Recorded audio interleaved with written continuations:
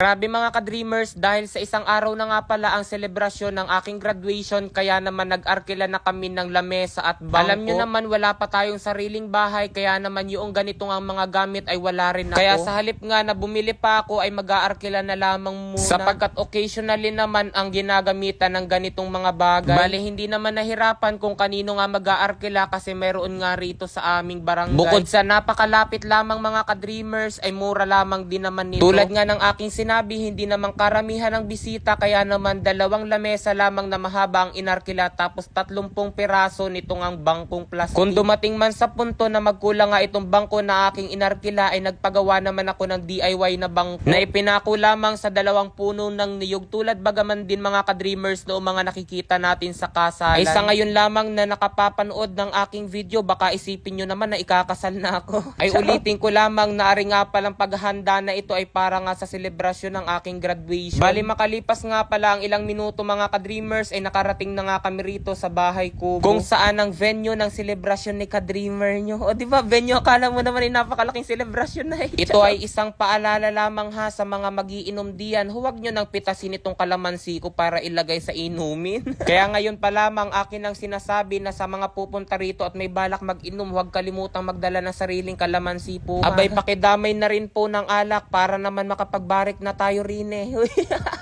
Dahil malapit na nga mga ka-dreamers ang selebrasyon, kaya naman kailangan na rin namin itong i-assemble. Sa totoo lamang, dahil wala nga masyado akong kamalayan sa pagdidesign, ay medyo nahirapan kami riyan kung ano nga bang klase. Tulad ng kung paano nga isasaayos itong 2 lamesa. Since 2 lamesa nga lamang pala ito, kaya naman napagdesisyonan namin na gawin na lamang letter L. Kasi nga L stands for love. Love for work, love for family, and above all, love for God. Sapagkat naniniwala ako na everything couldn't have been possible without God, without those people who have been with me along the way, and without my love of doing everything that I want. O, di ba parang nasa Q&A si ka-dreamer nyo? Tudong kayabangan ko riyan, wala naman akong naiaambag kasi nga ang ambag ko lamang ay mag-video. Habang nagbababa nga pala ng bangko mga ka-dreamers, ay dumating na nga pala itong inarkila namin na video okay. Lingid naman sa aking kaalaman na tayo mga Pilipino ay likas na mga awit, kaya naman umarkila na ako.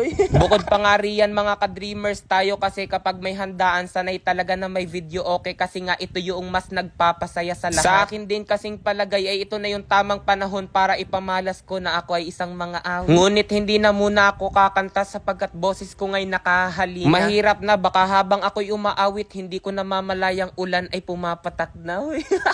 Pagkatapos nga pala ng nagkakabit ng video okay mga ka-dreamers, ay dumating na nga si Papa Nestor, dala ay itong 2 sakong bigas na iluluto nga para naman siguradong ang ating bisita ay mabubusog talaga. Lalagyan na rin nga pala ni na Kuya ng cover ito nga palang lamesa, nang sa gayon kahit papaano ay medyo maging maganda tignan. Bale kasama na rin nga pala iyan sa inarkilahan ko nga ng lamesa. Sa totoo lamang hindi na nga sana namin lalagyan, pero sabi nga ni na Kuya ay mas maganda, kaya naman bumalik pa kami roon para nga kuhain itong 2 pang-cover. Syempre, the stunning part of this video, ayan, ikinakabit ni na Kuya itong ang aking tarpaulin. Si Kuya Biloy nga pala nagpagawa niyan para sa akin. Bali, ito na nga pala mga ka-dreamers, ang venue natin, medyo maganda na tignan, pero ang wala na lamang ay handa. Hanggang dito na lamang muna. Bye-bye!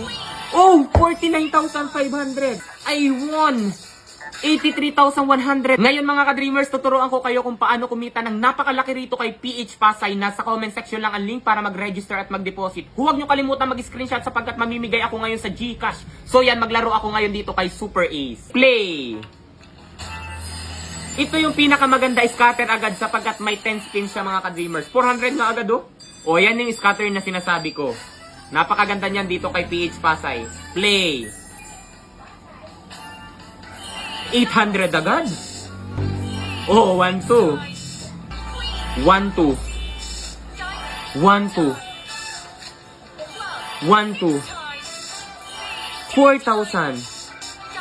2, 4. 1, 2. 2, 4. Oh, 49,500. 5,000. 10,000. 1,000. Grabe! Tingnan niyo mga ka-dreamers. Look at this. I won 83,100 ang akin lang tinaya, 200 pesos. Oh, di ba napakadali lamang talaga kumita rito kay PH Pasay. Kaya kung nais nyo rin kumita mga ka-dreamers, nasa comment section lang ang link para mag-register at mag-deposit. Huwag kalimutan mag-screenshot at ilagay sa comment section sapagkat mamimigay ako sapagkat nanalo nga ako. Ang daming sapagkat pero dahil ako'y tuwang-tuwa, mag-register at mag-deposit na kayo. Yun lang.